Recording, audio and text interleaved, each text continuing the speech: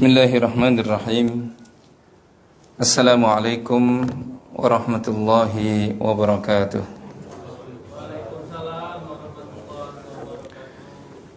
Innal hamdalillah nahmaduhu wa nasta'inuhu wa nastaghfiruhu wa natubu ilayh. Wa na'udzu billahi min shururi anfusina wa sayyiati a'malina. Man yahdihillahu fala mudilla lahu wa man yudlil fala hadiya lahu. Asyhadu an la ilaha illallah wahdahu la syarika lah wa asyhadu anna Muhammadan abduhu wa rasuluh. Ya ayyuhalladzina amanu taqullaha haqqa tuqatih wa la tamutunna illa wa antum muslimun, amma ba'du, fa inna asdaqal hadithi kitabullah wa khairul hadyi hadyu Muhammadin sallallahu alaihi wasallam wa syarrul umuri muhdatsatuha fa inna kulla muhdatsatin bid'ah wa kulla bid'atin dhalalah wa kulla dhalalatin finnar.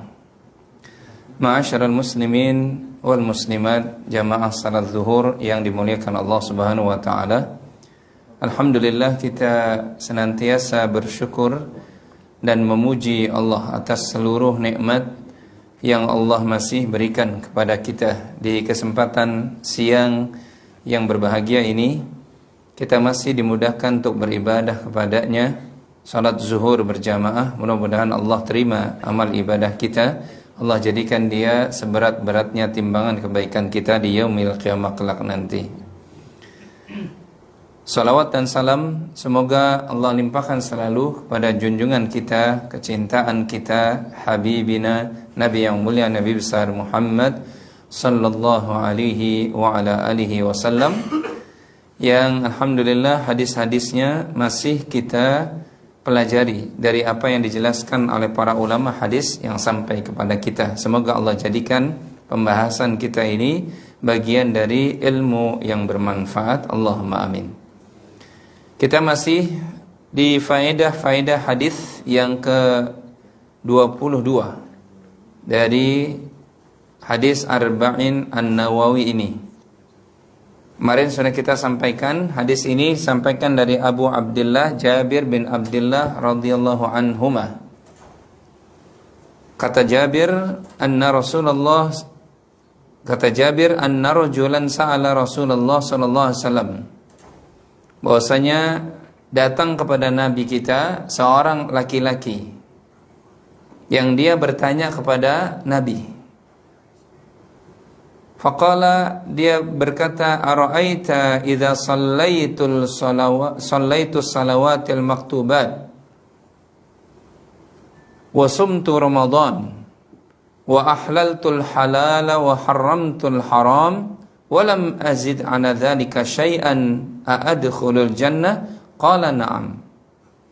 Laki-laki ini bertanya kepada Nabi, bagaimana pendapat engkau ya Rasulullah apabila aku menegakkan salat yang 5 waktu, salat yang diwajibkan oleh Allah, dan salat yang diwajibkan itu hanya 5 waktu, dan aku wasumtu Ramadan, menegakkan atau melaksanakan saum Ramadan, puasa di bulan Ramadan setahun sekali, wa ahlaltul halal, dan aku menghalalkan apa yang dihalalkan oleh Allah, wa haramtul haram, aku pun mengharamkan apa yang diharamkan oleh Allah, walam azid ala dzalika syai'an, dan aku enggak tambah sedikit pun ya Rasulullah.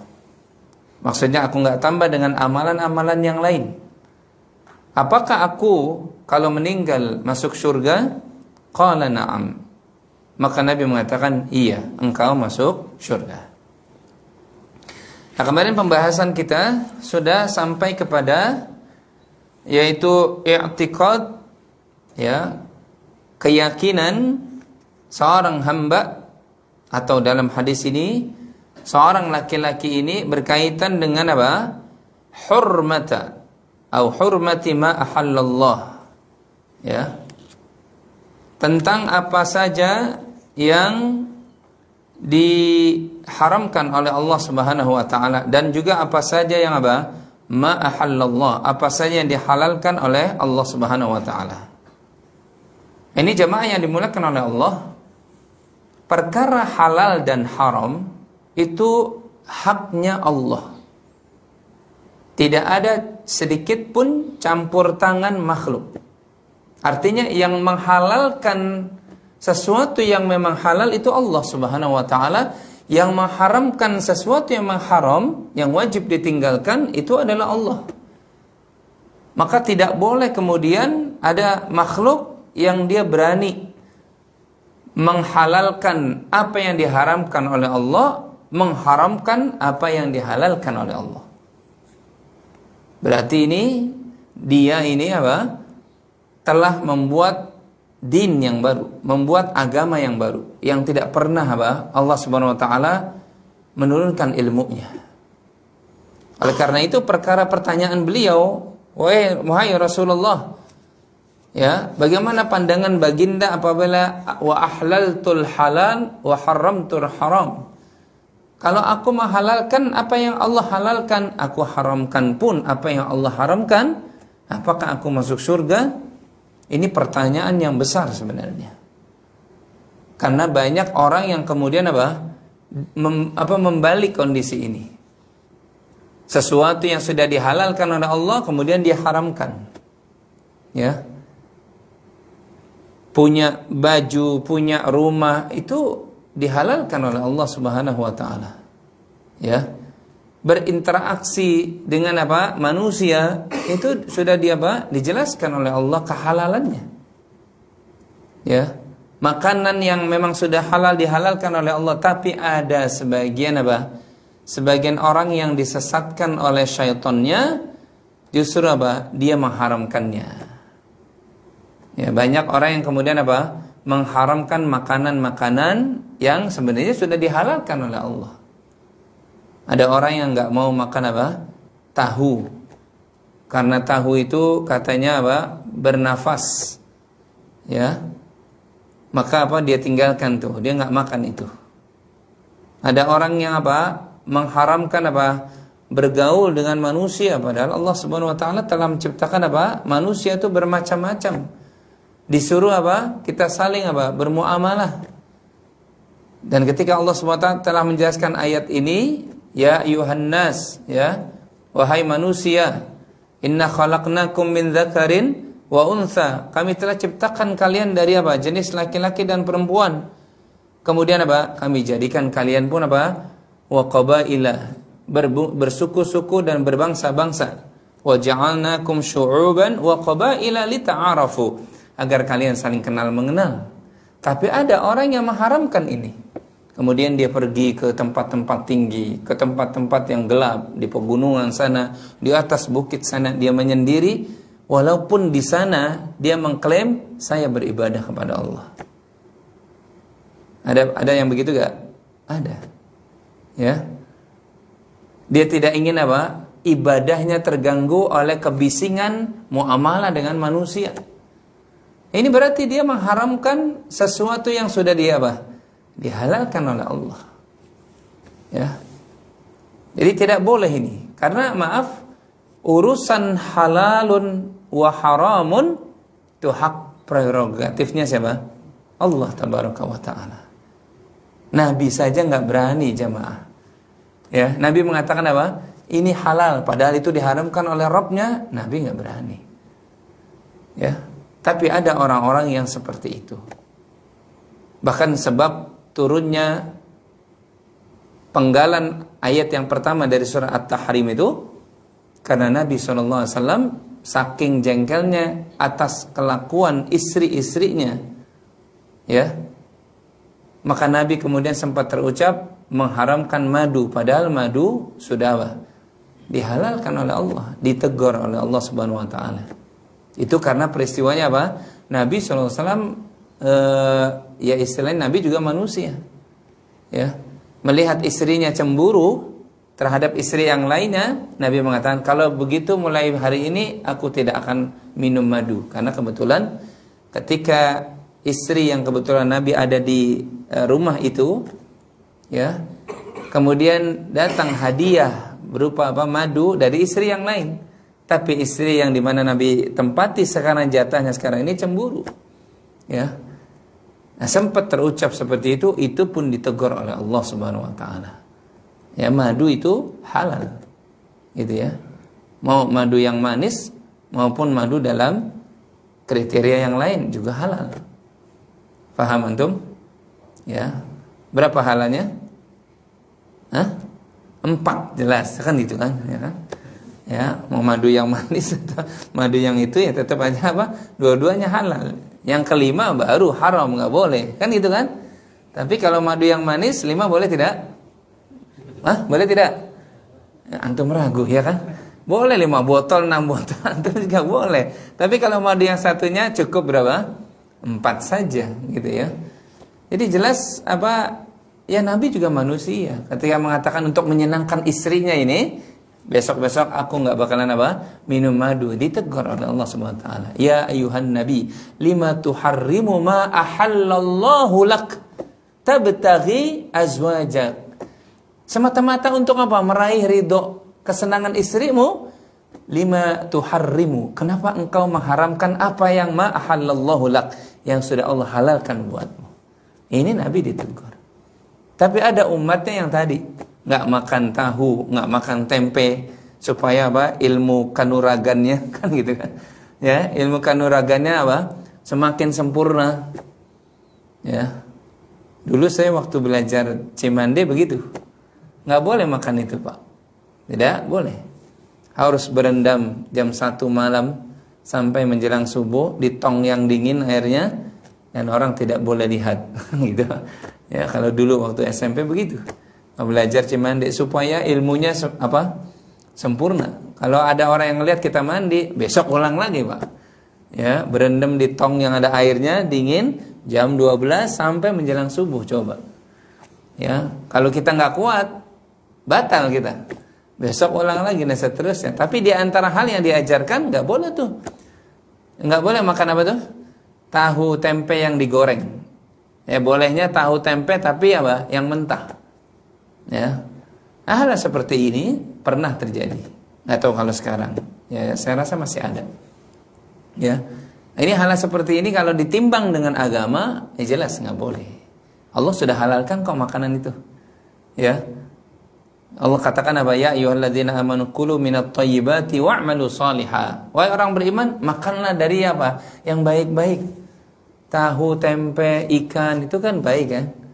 Gitu. Ya, cuma kalau soal digoreng, ya itu tetap halal, ya kan? Digoreng halal apa tidak? Ya halal. Cuma memang kebanyakannya digoreng yang apa? Yang perlu dibatasi kan gitu ya. Tidak antum 1 hari sampai 7 gorengan antum lahap. Ditambah dengan ikan yang digoreng, kemudian ayam yang digoreng, ya masuklah unsur-unsur yang tidak bagus. Tapi tidak apa? Menjadikan itu haram, enggak. Tidak bagus saja buat apa? Kesehatan kita. Yang goreng-goreng itu kan apa? Dikurangi, kan gitu. Tapi zatnya tetap halal apa haram? Halal. Ada orang yang mengharamkan apa? Libas, apa? Pakaian. Ya, pakaiannya dipakai itu saja. Kan ada yang begitu kan? Ya itu saja. Udah maaf dekil, sudah apa istilahnya sebagian kelihatan kumuh, masih dipakai saja. Kenapa demikian? Karena yang baru itu bisa menjatuhkan hati kita cinta dunia berlebihan. Oh, ini banyak orang yang begini. Ini hal seperti ini apa? Termasuk nih di dalam pelajaran yang berikutnya ini. Ya. Bahkan kata beliau, i'tiqadu ya hurmati ma ahallallahu kufrun. Meyakini keharaman apa yang Allah halalkan itu bisa menjatuhkan seseorang kepada apa? Kekufuran, Pak. Orang itu sudah halal kok, kemudian dia berkeyakinan ini haram. Ini jelas jatuh kepada apa? Kekufuran. Yang halal udah jelas, yang haram pun sudah jelas, sudah Allah jelaskan. Sebagaimana hadis Nabi SAW, kata Rasulullah SAW, innal halala bayyin wa innal harama bayyin wa bainahuma umurun mushtabihat. Halal itu udah jelas. Mana yang halal itu yang kita pilih, mana yang haram itu yang kita jauhi. Tapi di antara keduanya memang ada perkara yang abu-abu nih. Perkara yang apa? Musyabbihat. Ya. Jangan jatuh kita kepada perkara yang ini juga. Yang haram dijauhi, yang perkara apa? Ragu-ragu, yang apa? Abu-abu, lebih selamat apa? Dijauhi sampai ada dalil yang apa? Menghalalkannya. Ya. Dan itu semua hak prerogatifnya Allah Subhanahu wa taala. Bahkan kata Nabi, hal-hal yang sudah dihalalkan oleh Allah, makan, ambil, pakai, pergunakan. Sekarang contoh berikutnya apa? Nikah. Halal tidak? Halal kan? Tapi ada orang yang maaf berkata tidak mau apa? Nikah. Ini jelas dia apa? Bisa jatuh kepada apa? Kufur itu. Ya, kenapa? Kalau menikah, wah nanti terganggu ibadah saya, nanti terganggu, maaf, kerahiban saya, kependetaan, kan gitu kan? Dia mengharamkan itu. Padahal nabinya nggak pernah mengajarkan begitu. Ya. Dan tidak bisa jamaah, orang nikah memang sudah hukum yang Allah tetapkan kepada manusia, tapi dia melanggar fitrahnya, yang terjadi justru apa? Mafasid. Yang terjadi justru apa? Kerusakan jamaah. Dia kelihatan orang nggak nikah, tapi di belakang apa? Di belakang tembok dia berbuat apa? Berbuat zina. Wal'iyadzubillah. Ya, nikah itu halal. Pernah datang kepada rumah tangga Nabi 3 orang. Kebetulan Nabi lagi keluar. Ya, mereka bertanya kepada istri Nabi, gimana sih Nabi ibadahnya? Nabi SAW gimana sih? Kita pengen tahu nih. Ya, mereka kemudian dapat tuturan dari istri Nabi SAW, Nabi demikian. Ketika dapat kabar seperti itu, mereka merasa, ya Allah, dibandingkan dengan Nabi kita nggak ada apa-apanya. Sehingga yang satu mengatakan, kalau begitu saya akan sholat terus menerus, nggak bakalan tidur. Yang kedua mengatakan, kalau begitu saya akan puasa terus menerus, nggak bakalan berbuka. Ya, yang satu mengatakan, kalau begitu saya tidak akan menikah. Nabi dengar pas Nabi datang. Ya, apakah kalian mengatakan ini dan itu? Demi Allah, aku adalah orang yang bertakwa di antara kalian. Tapi aku kalau sholat, aku pun apa? Tidur. Aku puasa, aku pun apa? Berbuka. Dan aku pun menikah. Faman raghiba an sunnati falaysa minni. Siapa yang membenci sunnahku ini, maka dia bukan tergolong umatku. Lihat, ya. Bukan begitu caranya. Nikah itu halal. Ya. Puasa itu juga sudah dihalalkan oleh Allah, tapi ada masanya berbuka. Ya. Kemudian apa? Salat memang diperintah oleh Allah, tapi ada masanya kita rehat, istirahat, tidur sejenak. Nanti baru kemudian kita ibadah lagi. Enggak boleh kemudian apa? Ada orang yang apa? Ibadah terus, Masya Allah. Kerjaannya apa? Kerjaannya di masjid terus. Semata-mata untuk apa? Ibadah kepada Rabbnya. Betul dia. Tapi ketika dia meninggalkan apa? Kewajiban yang lainnya kepada anak dan istrinya. Dia telah apa? Membuat sebuah aturan baru yang Allah tidak turunkan ilmunya. Ini jelas haram. Ya. Dia dari mulai subuh zikir terus di masjid, zuhur masih ada di situ, asar masih ada di situ, sampai berhari-hari dia tinggal di masjid, sementara dia punya keluarga jemaah. Ya, dia tinggalkan apa? Jual beli, padahal jual beli dihalalkan oleh Allah lah. Jual beli halal tidak? Halal, tapi dia nggak mau. Kenapa? Dia kerjaannya ibadah, walaupun itu ibadah. Tapi ternyata itulah pintarnya syaitan begitu. Walaupun itu ibadah loh, ibadah, tapi syaitan menjatuhkan dia, menggelincirkan dia pada perkara yang apa? Berlebih-lebihan, sehingga dia jatuh membuat sesuatu perkara yang tidak pernah dituntunkan oleh Rasul sallallahu alaihi wasallam. Ya, tanpa sadar dia membuat sebuah aturan baru yang Allah tidak turunkan ilmunya. Nah, ini jelas apa? Kekufuran. Hal yang apa? Yang tidak bisa diterima. Ya. Betul. Jadi jamaah yang dimuliakan oleh Allah, pertanyaan ini pertanyaan yang agung, yang besar. Ya Rasulullah, bagaimana pandangan baginda kalau aku menghalalkan apa yang Allah halalkan? Aku mengharamkan apa yang Allah haramkan, apakah aku masuk surga? Kata Nabi, "Na'am, engkau masuk surga." Karena sekali lagi perkara ini agama. Halal dan haram itu urusan Allah Subhanahu wa taala, dan tidak boleh seseorang apa? Membaliknya. Ya. Oleh karena itu berhati-hatilah kita terhadap siasat dari musuh abadi kita. Ya, termasuk apa? Kata beliau di sini termasuk perkara yang sifatnya muamalah dengan manusia. Ya. Ada orang yang kemudian mengikuti manusia berlebih-lebihan. Sehingga manusia yang diikuti ini menghalalkan apa yang diharamkan Allah, mengharamkan apa yang dihalalkan oleh Allah. Ini pun apa? Dilarang oleh Allah. Allah menyampaikan tentang kisah dari orang-orang yang apa? Orang-orang Nasrani Yahudi yang mereka apa? Ittakhadhu ahbarahum wa ruhbanahum arbaba min dunillah. Mereka menjadikan apa? Rahib-rahib pendeta-pendeta mereka itu sebagai apa? Tandingan selain daripada Allah. Ya. Ketika mendengar ayat ini, mereka menyembah, dikategorikan menyembah para pendeta mereka. Adi bin Hatim yang dahulu Nasrani, kemudian beliau dapat hidayah, masuk Islam, protes, ya Rasulullah, kami dulu nggak menyembah Pak, nggak menyembah mereka. Ya, kami nggak sujud di hadapan mereka, di hadapan pendeta-pendeta kami, enggak. Ya, apa maksud ayat ini? Kata Nabi SAW, apakah yang dikatakan oleh pendeta kalian, walaupun itu diharamkan oleh Allah, kalian ikuti? Maka Adi bin Hatim mengatakan iya. Ya, apakah yang diharamkan oleh pendeta kalian, padahal itu dihalalkan oleh Allah, kalian juga apa ikuti? Iya. Itu maksud ittakhadhu ahbarahum wa ruhbanahum arbaba min dunillah. Kalian menjadikan pendeta kalian ilah, Tuhan selain daripada Allah Subhanahu wa taala. Ini bermakna halal dan haram itu urusan Allah, bukan urusan pendeta, bukan. Ya. Oleh karena itu Allah menegur tuh dalam banyak ayat tentang apa? Mereka ahlul kitab. Ya, yang mereka apa? Beragama tetapi mengikuti apa? Mengikuti pendeta-pendeta mereka. Yang dimana pendeta mereka itu banyak niat. Ada yang niatnya justru apa? Mendapatkan apa? Dunia yang sedikit. Sehingga mereka rubah tuh hukum Allah.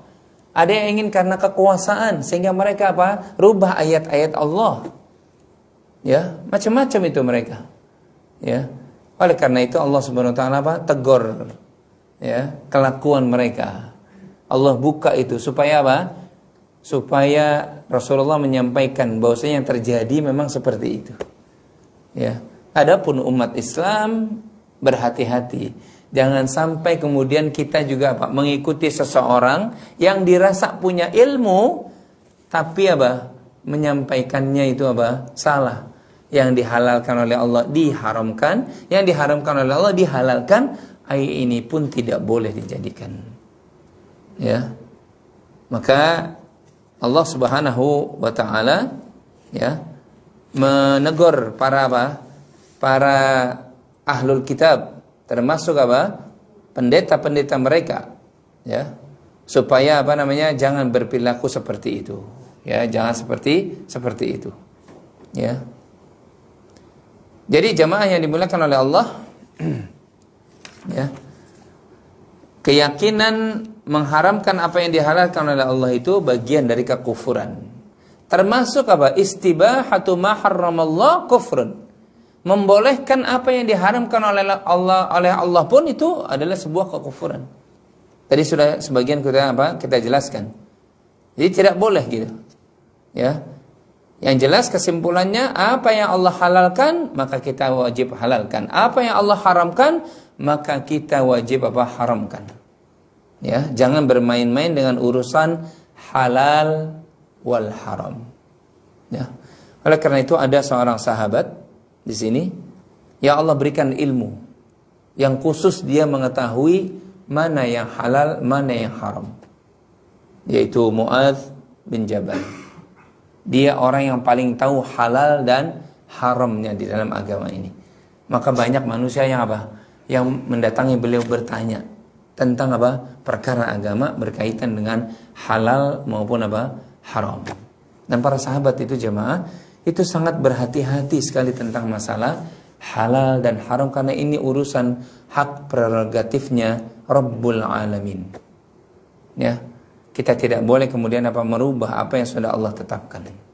Ya. Dan sesuatu yang haram itu, kata para ulama, itu ungkapan-ungkapannya di dalam Al-Quran itu bisa bermacam-macam. Ya.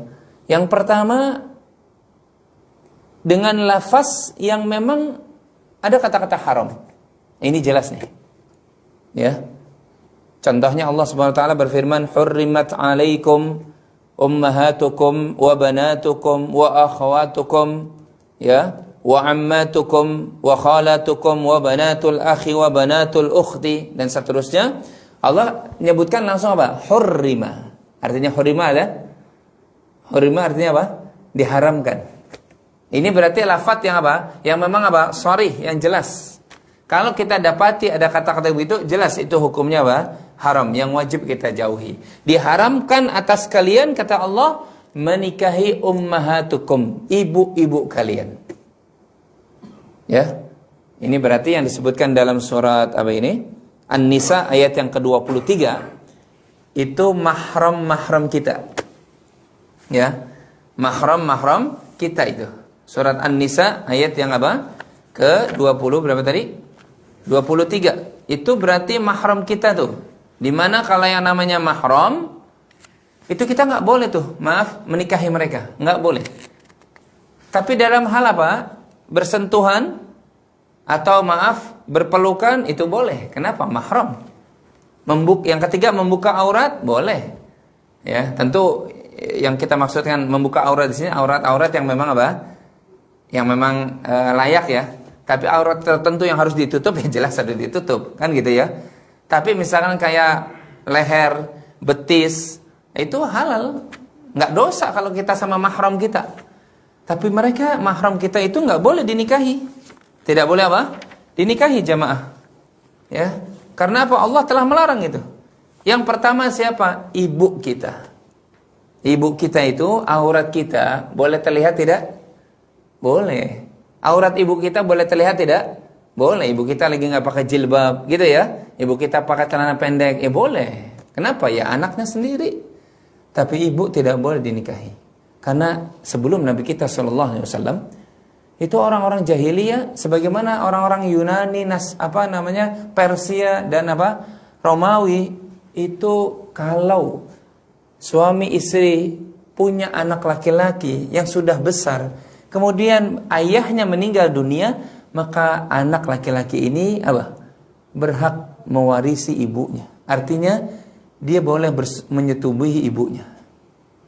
Itu terjadi jemaah dalam sejarah.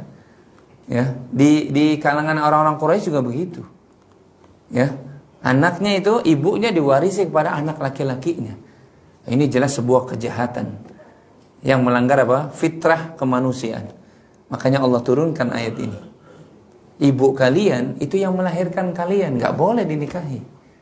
Tidak boleh dinikahi. Tapi aurat kita, cium tangan kita, berpelukan kita, kalau lebaran besok misalkan gitu ya boleh karena mahram. Kemudian yang kedua siapa? Wa banatukum, anak-anak perempuan kalian itu mahram kita, nggak boleh menikahi mereka. Ya. Anak perempuan kita, anak gadis kita yang sudah umur 18 tahun, dia nggak pakai jilbab, boleh tidak terlihat? Ya boleh, sama ayahnya kan? Ya. Tapi sekali lagi pembahasan kita ini aurat-aurat tertentu ya jelas wajib ditutup. Antum insyaallah paham lah, kan gitu ya. Tapi dia kelihatan lehernya, betisnya sama ayahnya ya boleh. Ya. Kemudian yang ke berapa? Ketiga siapa? Wa akhwatukum, saudari-saudari kalian. Ya, adik dan kakak kita yang perempuan, itu mahram kita. Cium tangan atau cium keningnya ya boleh. Kenapa? Mahram, tapi tidak boleh dinikahi. Ya bersentuhan boleh. Kemudian wa ammatukum wa khalatukum. Kalau dalam bahasa Arab itu ada ammah, ya, adik atau kakak dari ayah, dan ada khal. Ya, adik atau kakak dari ibu, ya, bibi atau paman, baik dari ayah atau ibu, itu juga mahram kita. Paman kita atau bibi kita lah, kan ini laki-laki semua. Bibi kita, mahram kita. Kalau lebaran, boleh gak cium tangan? Boleh, Pak. Ya, bibi kita meluk kita saking kangennya, boleh tidak? Ya boleh, orang bibi itu mahram. Ya mahram. Bibi kita nggak pakai jilbab, ya boleh. Cuma tidak boleh dinikahi. Itu pengertian mahram begitu. Kemudian yang berikutnya, kata Al-Quran apa? Wa banatul akhi wa banatul ukhti. Anak dari saudara kita dan anak putri Anak dari apa? Saudari kita. Maksudnya anak putri dari saudara kita, anak putri dari saudari kita. Berarti apa nih? Ponakan itu mahram kita, Pak.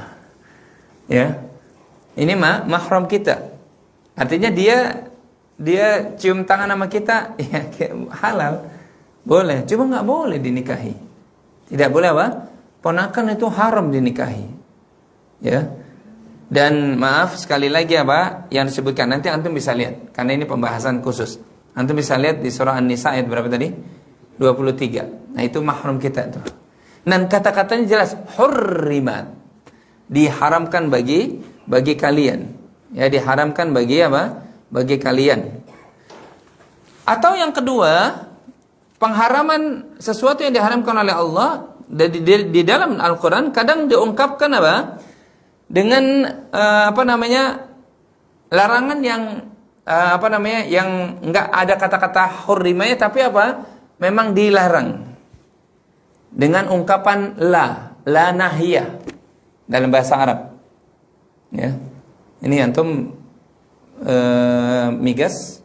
Maksudnya ini wajah-wajah muda-muda semua ini. Ya, kecuali beberapa yang udah enggak muda lagi, ya kan?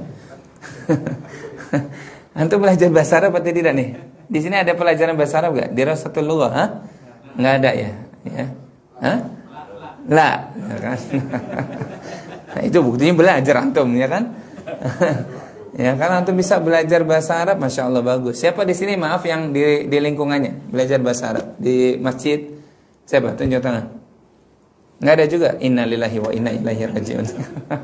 Itu ada ungkapan dengan la nahiyah, la larangan. Kata Allah, wala yaghtab ba'dukum ba'dha. Ada kalimat wala, dan janganlah kalian bergibah. Berarti gibah hukumnya apa? Diharamkan. Kenapa? Allah ungkapkan dengan la nahiyah. Kalau tadi kan kalimatnya hurrimah, diharamkan. Ini makanya kita ketika membaca Al-Qur'an, kita lihat penjelasan para ulama. Walaupun di situ ini jangan salah, kemudian orang persepsi ya, enggak kok, enggak ada diharamkan, ya kan gitu.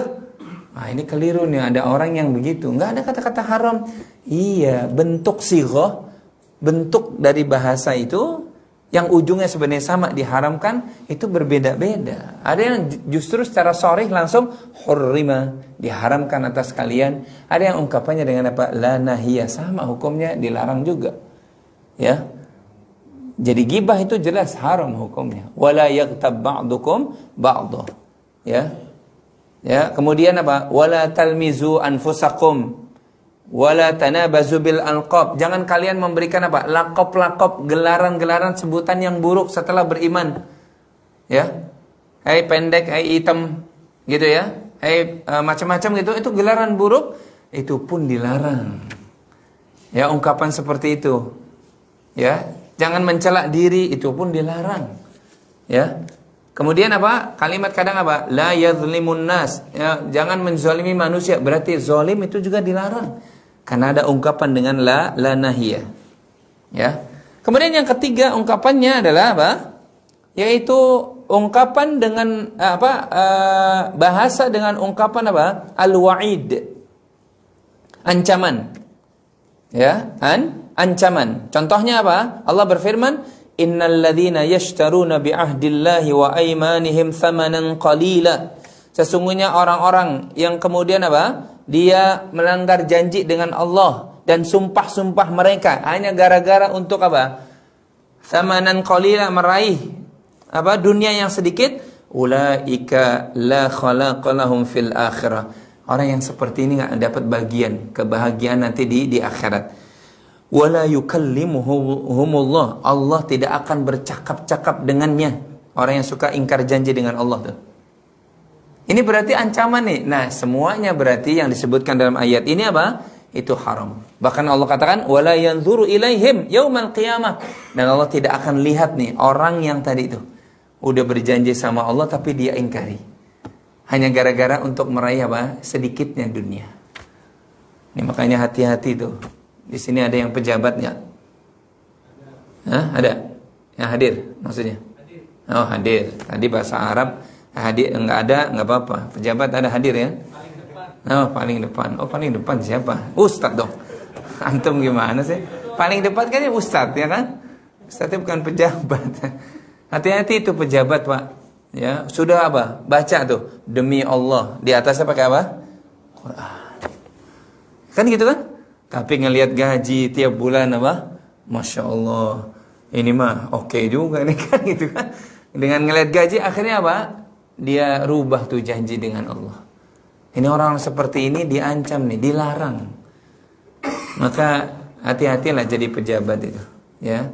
Pejabat negara apalagi, ya kan? Berjanji nanti begini, begini, begitu, gitu kan? Tenang aja nanti kalau terpilih begini, begini, berat nih Pak. Ya, mudah-mudahan yang hadir ini nggak ada yang di Februari besok apa? Ada fotonya, insya Allah nggak ada, ya kan? Ya, berat Pak itu, ya berat, ya. Jadi pemimpin itu berat. Jadi pemimpin berat atau ringan? Berat tanggung jawabnya. Kullukum ra'in wa kullukum mas'ulun an ra'iyati. Kalian pemimpin dan akan dimintai pertanggungjawaban. Ya jangan ini. Ya hati-hati. Kalaupun memang diamanahkan oleh Allah, ingat, jangan dijual dengan harga dunia yang sedikit. Oh enggak apa-apa lah, begini saja. Padahal dia dulu telah berjanji demi Allah, saya tidak akan korupsi. Korupsi juga dia. Ya kan berat ini. Gitu loh ya. Negeri ini memang semoga Allah Subhanahu wa taala hadirkan pemimpin-pemimpin yang bersih lah. Nah, tuh amin ya kan. Alhamdulillah ya kan. Jangan sampai pemimpin-pemimpin yang Masya Allah melihat apa? Segepok dolar gitu kan. Ya Allah. Kita ini lagi sedang ya merenung sekali negeri ini. Yang diharapkan sebuah lembaga bisa apa? Bisa menangkap para koruptor, justru apa? Ketuanya sendiri, kan gitu. Ini sedih kita, ya.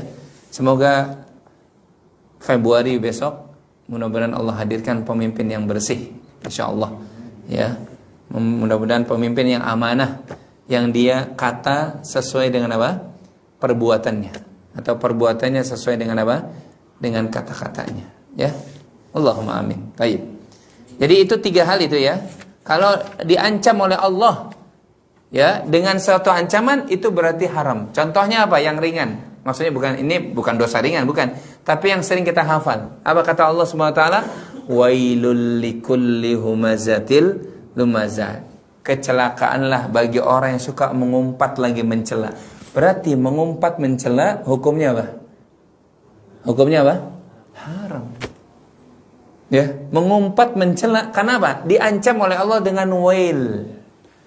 Wailul lil mutaffifin. Celaka orang yang suka ngurang-ngurangin apa tuh?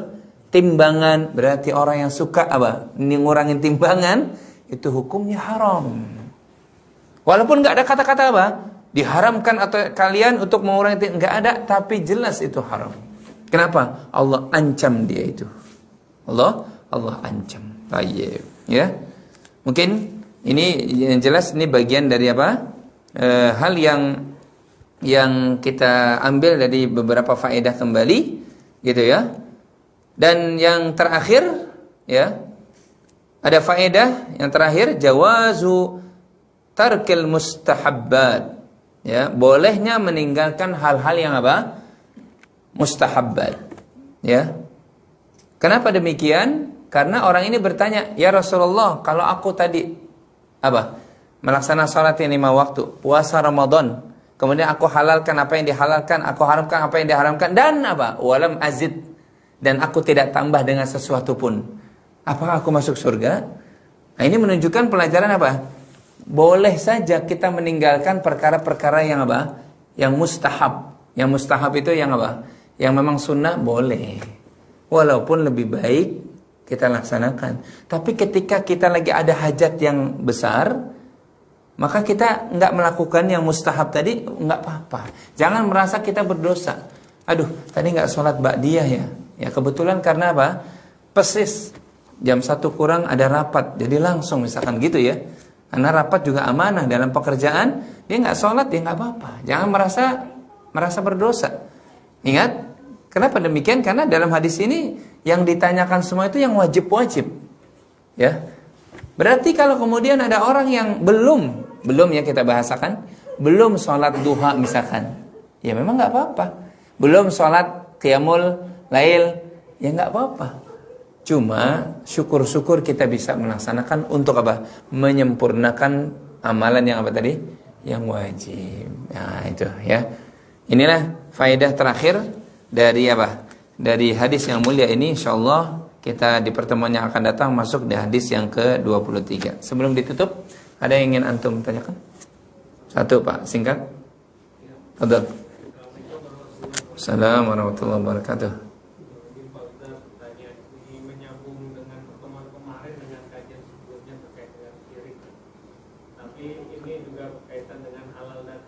Ya. Ini kalau bertanya pada dukun sudah pasti haram. Nah, kalau yang berkaitan untuk minta tolong gitu dengan. Nah, bagaimana kalau dulu saya waktu kuliah itu ketemu dosen itu susah. Akhirnya minta tolong sama Pak Ustadz. Dikasih air sama Pak Ustadz.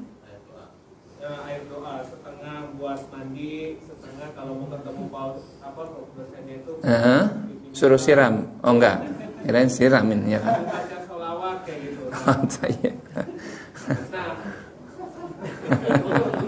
Terus? Nah itu pertanyaannya Pak Ustadz, boleh nggak bertanya dan meminta tolong dengan Pak Ustadz cuma ada ritual tapi syariatnya itu berbasis Islam. Tayyib, barakallahu fiik. Assalamualaikum warahmatullahi wabarakatuh. Yang pertama, jamaah, segala sesuatu itu diukur dengan dalil. Ya. Kalau yang satu saya tahu, ya, di dalam hadis riwayat Imam Abu Dawud, ya, itu berkaitan dengan air putih, ya, itu boleh air putih ya, ya, berobat dengan air putih atau yang seperti itu dalam artian berobat atau yang seperti itu dibolehkan kalau air putih ya. Selain air putih nggak ada dalilnya, ya. Dan itu pun kata para ulama dengan catatan bahwasanya bukan air putihnya yang membuat seseorang jadi apa? Sembuh, tapi Allah Subhanahu wa taala. Ya. Nah, ini pernah saya dapat dari Al-Ustadz Abu Yahya Badur Salam. Hadisnya sahih. Riwayat Imam Abu Daud. Selain air putih nggak ada. Maka kalau ya sama, mungkin kita pernah mengalami yang sama. Dulu saya di Betawi itu berobat dengan air putih banyak tuh. Ustadznya minta air putih gitu ya. Kalau kadang di peristiwa-peristiwa tertentu, misalkan suka di masyarakat kita masih terjadi di malam apa tuh? Nisfu Sa'ban. Kan pada bawa apa? Aqua kan? Pada bawa aqua ya, kemudian ditaruh di mana? Di tengah. Ya nggak mungkin taruh di belakang kan gitu, orang bacanya kan ditaruh di tengah kan gitu. Dia merasa apa? Ini air sudah dibacakan ini dan itu. Perkaranya bukan soal air putih saja yang dilihat, tapi perkaranya yang dilakukan itu ada contohnya tidak dari Nabi. Kalau berobat dengan air putih memang ada tadi hadis riwayat Imam Abu Daud. Tapi kalau kemudian setengahnya, seperempatnya, sepertiganya kemudian untuk ini dan itu, nggak ada dalilnya. Ya, nggak ada apa? Dalilnya. Ini jelas apa? Kalau nggak ada ilmu yang datang kepada kita, maka dia apa? Jelas wajib dijauhi. Kenapa? Wala taqfu ma laisa laka bihi ilm. Jangan kalian mengikuti sesuatu yang tidak datang ilmu kepada kita. Kenapa? Innas sam'a wal basar wal fuad. Sesungguhnya pendengaran, penglihatan dan fuad, hati akan diminta pertanggungjawaban oleh Allah. Kalau kita mau misalkan gitu ya, datang ke ustadz boleh tidak? Mau ujian boleh. Ya, itu bagian dari apa? Kita melakukan ikhtiar, tapi ikhtiar yang sesuai syariat. Datang kepada ustadz. Tapi saran saya, jangan datang ke ustadz dulu. Datang kepada siapa? Ibu loh, orang tua kita dulu. Ustadz jauh. Ibu dulu kita, Bu. Besok Ananda mau ujian. Ya, tolong doakan. Nah, ini bahkan dianjurkan. Ya, sama bapak. Cium tangannya, peluk, minta doanya. Nah, ini baru yang benar nih. Sebab apa? Lafaz-lafaz kalimat dari ibu itu langsung ya mustajab. Di antara 3 doa yang apa? La turad, tidak akan ditolak oleh Allah, doaul walid. liwaladihi. Doanya al-walid, doanya orang tua kepada anaknya. Datang dulu, jangan datang ke ustadz. Ya. Apalagi sebelumnya ditelepon, Ustaz, Anda mau datang nih, ada sesuatu yang mau dia obrolin. Ya udah, jangan lupa ya yang manis-manis. Ya kan biasanya begitu. Kan gitu. Ya. Kalau ibu tulus dia, enggak ada begitu-begituan. Ya. Sebuah, maaf, bukan promosi ini, sebuah hal yang indah. Di antara 3 itu, sebelum berangkat keluar, dia cium tangan ibunya. Kan gitu kan? Videonya kan gitu kan? Ya. Kalau yang 2 nggak kelihatan. Gitu. Kalau yang 1 kan dia cium tangan ibunya, dia minta restu sebelum dia keluar ke masyarakat. Ini bagus nih cara pemimpin yang begini. Ini bukan promosi ya, bukan, ya kan? Ya, bagus, ya. Kenapa? Ibu disebut 3 kali jemaah. Ibu disebut 3 kali. Tapi yang kedua boleh datang kepada guru, syekh, kiai, boleh tidak? Boleh. Ya, Pak Kiai saya mau ujian, Pak Ustadz saya mau ujian. Doain ya, gitu boleh. Walaupun nggak pakai perantara air, nggak usah, nggak apa-apa, gitu, ya. Kalaupun pakai air misalkan, ya berdasarkan hadis tadi itu, ya. Kemudian minta didoakan, ya. Kemudian kita minum dan nggak ada dalilnya. Kemudian kita usap-usap di badan, kita usap di pikiran supaya pas ujian jadi cerah. Ini nggak ada dalil, tapi diminum, gitu ya, diminum. Tapi dengan catatan, ujian kita lulus, Allah yang Allah yang menentukan, bukan air. Bukan Bukan air, Pak. Gitu loh ya. Ya. Kemudian kita lulus, bukan ibunya yang Masya Allah, ibu ini luar biasa, bukan, tapi Allah yang mengizinkan. Oleh karena itu tadi tawassul, mencari tawassul itu wasilah, sarana. Itu ada yang disyariatkan, ada yang diharamkan. Berarti jawabannya bagi orang-orang yang yang nggak ada dalil, ya jelas diharamkan tadi.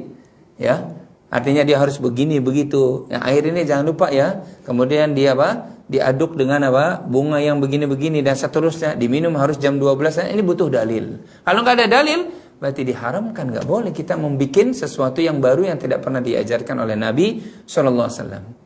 Ya. Maka sekali lagi bedakan ya, kalau antum mau ujian nih, kelihatannya yang bertanya mungkin mau ujian kenaikan ini jabatan mungkin ya, kita doakanlah ya kan. Ya, datang ke ibu dulu. Masih punya ibu gak panjenengan? Datang tuh ke ibu, ya kan? Bawa atau enggak, datang. Minimal bawa diri, bukan bawa yang lain. Bawa diri gitu ya. Datang ke ibu, minta restunya. Bertawasul dengan kedua orang tua. Boleh. Para sahabat juga dulu waktu zaman Nabi masih hidup, mereka suka bertawasul kepada Rasulnya SAW. Ya Rasulullah, udah kering ini, berdoalah kepada Allah. Maka Rasulullah berdoa, turun hujan. Rasul meninggal, kata Umar, dulu kami kepada Rasul, sekarang Rasul udah nggak ada, kami datang kepada Al-Abbas, paman beliau. Ya, boleh. Sepanjang mereka masih hidup. Tapi kalau ibu kita sudah meninggal, jangan ke kuburan, Bu. Besok ada kenaikan hujan ini nih di kantor. Enggak ada. Ibu sudah meninggal. Datang kepada siapa tuh? Orang yang dekat dengan ibu kita, bibi kita. Boleh. Karena itu tawasul yang masyru', disyariatkan, boleh. Ya. Termasuk tadi dengan yang dalil, maksudnya dengan air boleh. Tapi selain itu wallahualam saya tidak pernah mendapatkan. Selain air putih. Itu pun air putih ya, bukan air yang berwarna. Ya, jadi jangan antum bawa es kelapa muda nih Pak Ustadz, ya, bukan, tapi air putih, gitu ya. Nah, kalau seperti yang tadi saya contohkan ditaruh di tengah masjid tadi, kita tanyakan dulu, kegiatan itu ada nggak tuntunan dari Nabi SAW? Kalau nggak ada, ya nggak berefek, nggak berdampak itu air. Walaupun dibacakan Al-Quran dan seterusnya, enggak.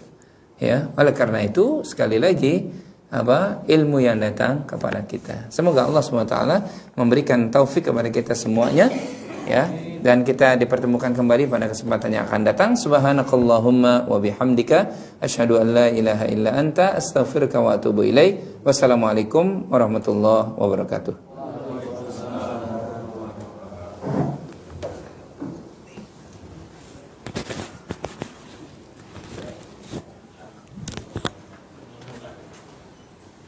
Bagus izin tadi ya. Ada rapat ke dia.